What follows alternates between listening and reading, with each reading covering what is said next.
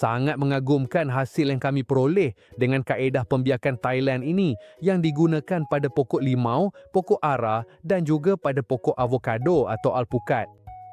Keputusannya memang mengejutkan dengan kadar perakaran yang sangat tinggi dan kaedah yang sangat mudah untuk diulang di rumah.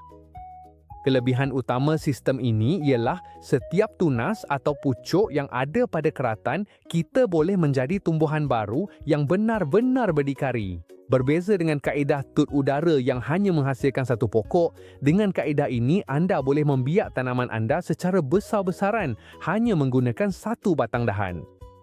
Memang perlukan sedikit ketelitiannya, tapi bila anda dah belajar, saya jamin anda akan berterima kasih pada saya sebab hasilnya memang luar biasa. Jadi, pastikan anda tonton sampai habis sebab penting untuk anda tidak terlepas mana-mana butiran yang saya akan terangkan sekarang. Kita mula sekarang. Untuk kaedah pembiakan gaya Thai ini, kita akan perlukan sebatul plastik, sebaiknya 8 liter, gunting atau pisau pemotong, pasir sungai atau pasir yang telah dibasuh. Anda juga boleh guna pasir binaan, tapi pastikan ia dibasuh bersih dengan air sebelum digunakan. Kalau anda guna pasir pantai, pastikan anda basuh beberapa kali untuk buang semua garam sepenuhnya. Kebersihan sangat penting kerana dalam kaedah ini, kita akan ada kelembapan relatif yang sangat tinggi antara 90% hingga 100% selama berminggu-minggu dan sebarang sisa garam atau bahan organik boleh menyebabkan kulat atau reput.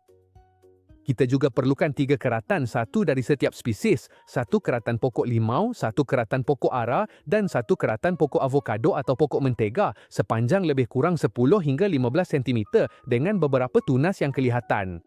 Oksigen 3% atau 10 volume yang biasa kita ada di rumah.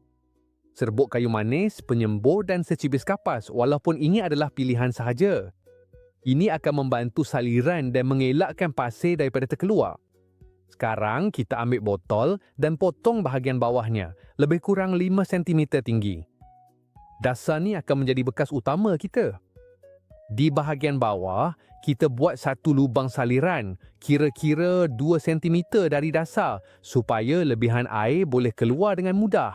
Lubang ini boleh kita buat dengan pisau pemotong, pemateri atau alat pematerian, tetapi saya cadangkan guna pisau pemotong kerana ia cepat, bersih dan tepat. Jika lubang itu agak besar, anda boleh letakkan sedikit kapas yang akan membenarkan air keluar tetapi menghalang pasir daripada terkeluar. Selepas lubang dibuat, kita masukkan 4 cm pasir ke dalam bekas. Penting untuk tinggalkan 1 cm ruang di bahagian atas yang akan berfungsi sebagai ruang pengairan dan pengudaraan. Pasir sungai adalah yang paling disyorkan kerana ia berliang, berudara dan membolehkan kelembapan kekal tanpa bertakung. Jika anda hanya ada pasir binaan, basuhlah dengan air bersih sebelum digunakan. Dan jika anda guna pasir pantai, ingat untuk basuh beberapa kali bagi menghilangkan semua garam. Langkah ini sangat penting kerana kita akan bekerja dengan kelembapan yang berterusan antara 90 hingga 100% dan sebarang kekotoran boleh menyebabkan pertumbuhan kulat atau bakteria. Sekarang tiba bahagian yang paling penting. Kali ini kita akan gunakan 3 keratan berbeza, satu dari pokok limau, satu dari pokok ara dan satu lagi dari pokok avokado atau alpukat. Prosedurnya sama je untuk ketiga-tiganya. Ambil setiap ranting sepanjang lebih kurang 10 hingga 15 cm dan pastikan ada beberapa tunas atau titik pertumbuhan.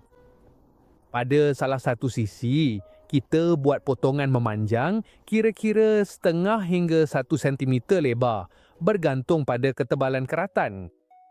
Potongan ini mesti membuang lapisan hijau kambium sehingga sampai ke kayu hidup. Penting untuk mengikis kambium di kawasan itu dengan lembut kerana tumbuhan akan cuba sembuh dan tidak akan menghasilkan akar baru jika bahagian itu tidak dibersihkan. Selepas potongan dibuat, kita sapukan sedikit serbuk kayu manis terus pada kawasan tersebut.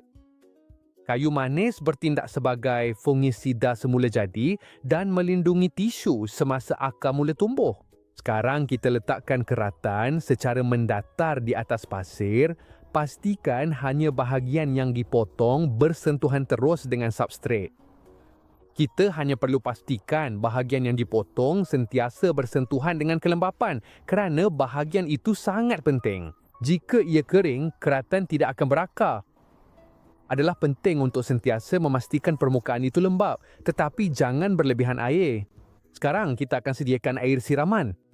Dalam 1 liter air bersih, kita tambahkan 1 sudu teh air oksigen hidrogen peroksida 3% atau 10 volume. Jika kepekatannya lebih tinggi, 20 volume atau 6%, kita hanya gunakan setengah sudu teh untuk setiap 1 liter. Dengan campuran ini, kita siram pasir perlahan-lahan sehingga lebihan air mula keluar dari lubang di bahagian bawah. Dengan cara ni, kita pastikan kelembapan tersebar secara sekata tanpa menenggelamkan medium tanaman. Langkah seterusnya ialah kita akan sediakan racun kulat semula jadi berasaskan kayu manis, sangat sesuai untuk mencegah kulat dan bakteria. Penyediaannya sangat mudah. Dalam 1 liter air, kita masukkan secubit serbuk kayu manis, kacau hingga larut, tapis menggunakan kain halus atau penapis kopi dan masukkan ke dalam botol penyembur. Rawatan ini akan kita lakukan setiap 3 hari. Kita boleh lakukan ini setiap kali kita buka botol untuk pengudaraan. Semburkan sedikit pada pasir, keratan batang dan dinding dalaman rumah hijau mini supaya suasana sentiasa lembap dan bersih. Sekarang kita ambil bahagian atas botol dan buat satu potongan menegak di salah satu sisinya. Ini akan membolehkan kita membukanya dan meletakkannya di atas tapak sekaligus mencipta rumah hijau mini buatan sendiri. Sistem ini akan mengekalkan kelembaban yang berterusan antara 90 hingga 100%, sangat sesuai untuk keratan batang membentuk akar secara semula jadi. Letakkan propagator di tempat yang mendapat cahaya tidak langsung yang baik, elakkan cahaya matahari terus. Setiap 3 hari, buka sedikit penutup untuk pengudaraan, periksa kelembapan dan sapukan racun kulat semula jadi daripada kayu manis semula. Jika kita perasan pasir terlalu kering, tambahkan sedikit air bersih dari bahagian atas.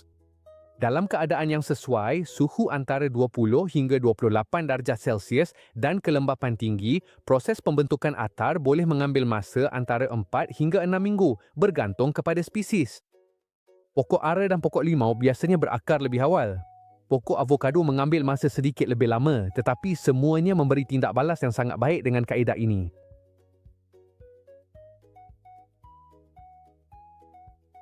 Kini tiba saat yang paling menarik dalam proses ini. Sekarang, kita sudah boleh mengeluarkan ranting dari propagator dan mula membiak tanaman kita. Apa yang akan kita lakukan ialah memotong ranting itu kepada bahagian-bahagian menegak menggunakan keseluruhan panjang keratan yang telah berakar. Setiap bahagian boleh berukuran kira-kira 2 atau 3 cm panjang dan jika ada satu mata tunas, itu lebih baik lagi. Walaupun jika tiada mata tunas, tidak mengapa. Lama-kelamaan, tanaman akan menghasilkan mata tunas sendiri dan akan terus tumbuh tanpa masalah. Jika kita bernasib baik menemui mata tunas atau pucuk kecil, kita hormati kawasan itu dan buat potongan di antara bahagian tersebut. Dengan cara ini, hanya dengan satu ranting yang telah berakar, kita boleh mendapatkan beberapa tanaman baru yang sedia untuk menjadi pokok buah-buahan baru. Yang benar-benar menakjubkan tentang kaedah ini ialah daripada satu ranting sahaja, anda boleh mendapatkan jumlah pokok baru yang sangat banyak dengan cara yang semula jadi, jimat dan sangat mudah. Bukankah kaedah gaya Thai ini memang hebat? Siap kawan? Begitulah mudahnya membiak pokok limau, pokok ara dan avokado dengan gaya Thai.